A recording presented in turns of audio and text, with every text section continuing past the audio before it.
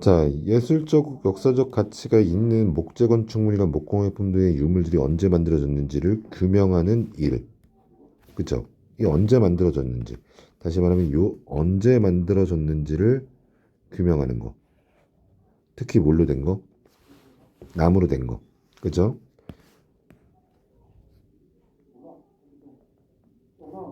나무로 된 게 언제 만들어졌는지 매우 중요하대요. 유물에 사용된 나무가 벌초된 시기를 측정하는 방법으로는 자, 첫 번째 탄소연대법 세모를 쳐놓을까요? 그리고 연륜연대법이 있대요. 자, 먼저 탄소연대법은 채취한 유물의 일부를 시료로 만들고 자, 시료 내에 들어있는 탄소 14의 양을 측정해서 유물을 만드는 재료로 사용된 나무의 대략적인 벌채 연도를 추정하는 방식이래요. 측정 오차가 50년 내외래요. 매우 오래된 유물의 대략적인 연대 측정에 적합하지만 오래되지 않은 목재의 정밀한 연대 측정에는 한계가 있나 봐. 50년이니까. 반면 나무의 나이테, 즉 연륜을 분석하는 연륜연대법은 자, 얘는 뭐까지 할 수 있어? 1년 단위까지 할 수 있나 봐. 그치? 가장 적합한 연대 측정 방법으로 알려져 있대요. 자, 나무의 생장은 기후의 영향을 많이 받기 때문에 자, 뭐에 대한 얘기입니까? 나무의 생장에 대한 얘기네요. 같은 지역에 서식하는 동일한 종류의 나무는 시기별로 독특하게 나타난 연륜 패턴을 공유한대요. 자, 모였을 때 같은 지역이어야 돼. 그리고 동일한 종류의 나무여야 돼. 얘네들은 뭐가? 연륜 패턴을 공유해. 그죠? 대체로 봄과 여름에는 세포 분열이 활발하여 나무의 부피가 빠르게 커지고 가을에는 생장 속도가 감소하여 천천히 커진대요. 자, 그럼 보자. 먼저 봄과 여름은 세모, 그리고 가을을 동그라미 쳐놓읍시다. 그러면 나무의 부피가 커져. 빠르게 커져. 근데 얘는 천천히 커져.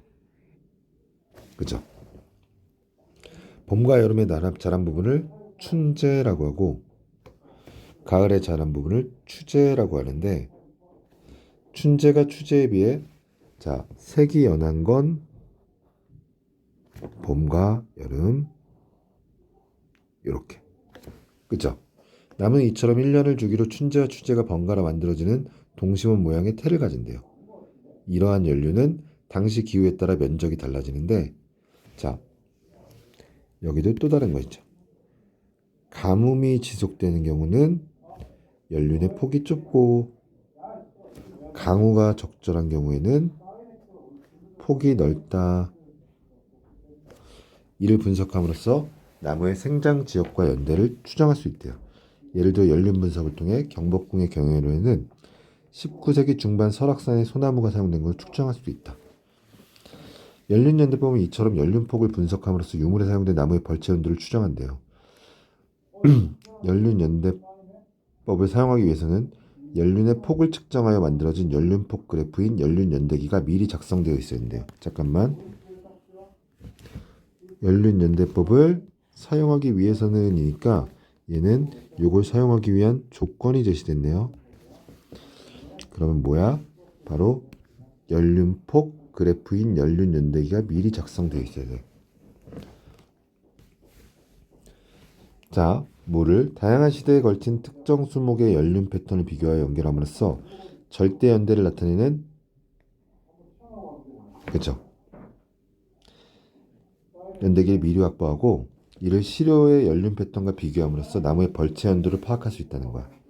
그림과 같이 살아있는 나무의 연륜과 오래된 나무 재료인 고목재의 연륜 중 겹치는 시기를 파악하고 두 그래프를 합침으로써 연륜 연대기를 만들 수 있대요. 자, 그럼 여기서는 연륜 연대기를 만드는 것이 나왔네. 그림과 같이 살아있는 나무. 그죠? 얘가 이제 살아있는 나무네. 그죠?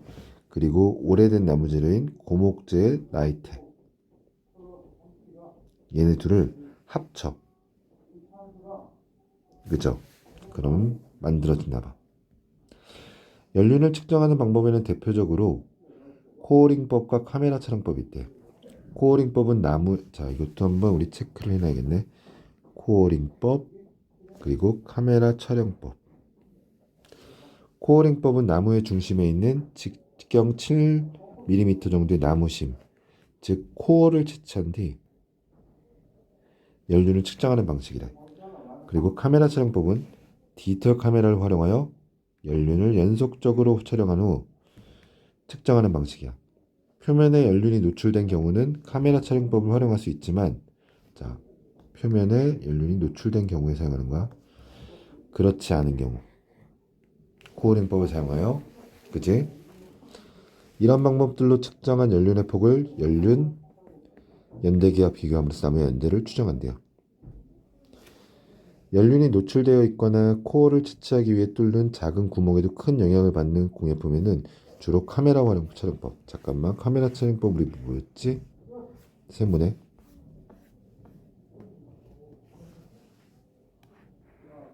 노출되어 있는 경우 또는 큰 영향을 받는 공예품들. 그지? 목재 건축물 중 연륜이 노출되지 않는 건물. 그지? 그리고 나무를 통째로 활용하는 경우가 많은 건축물은 대부분 나무 껍질에 변대가 붙어 있지만, 대부분의 목공예품은 심재를 주로 활용하므로 제작 과정에서 변재 일부가 제거되어 마지막 나이테를 확인할 수 없대. 마지막 나이테를 통해 벌채 연도를 알 수 있으므로 얼마만큼 변재가 상실되는지 추정해야 된대. 잠깐만, 여기 보자. 건축물은 변재가 붙어 있어. 근데 목공예품은 변재 일부가 제거됐어. 그래서 마지막 나이테를 확인할 수 없어. 근데 마지막 나이테를 모르면 벌채 연도를 알 수 없어. 그지? 그러니까 추정해야 돼. 그래서, 그지? 독일산 참나무는 변재 연륜이 보통 15개, 20개 정도 있는데, 이 나무로 만든 공예품의 변재 연륜이 10개만 있다면 추정하는 거지, 이렇게. 자, 다양한 목재 유물에서 연륜이 활용되는 양상, 연륜이 활용되는 건 아니죠. 그리고 시대별로 나눈 것도 아니죠.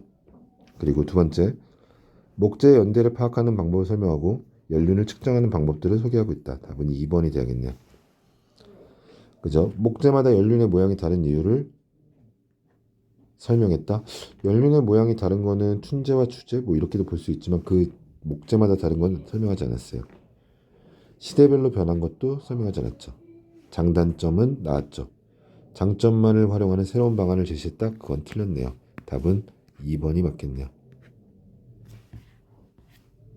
자, 다음. 추재는 춘재에 비해 답이 1번 같아요. 왜냐면 우리가 아까 보니까 춘재는 어떻습니까? 나무의 부피가 빨리 커지죠. 춘재는 봄과 여름인데 춘재가 색이 연하고 폭이 넓다고 그랬으니까 얘는 답이 1번이네요. 나무가 살았던 당시의 기후, 비가 많이 오거나 아니면 가뭄이 되거나 목재가 생장한 지역도 추정할 수 있죠. 그죠? 연륜연대법은 탄소 1년 단위의 목재, 그죠? 이것도 맞죠?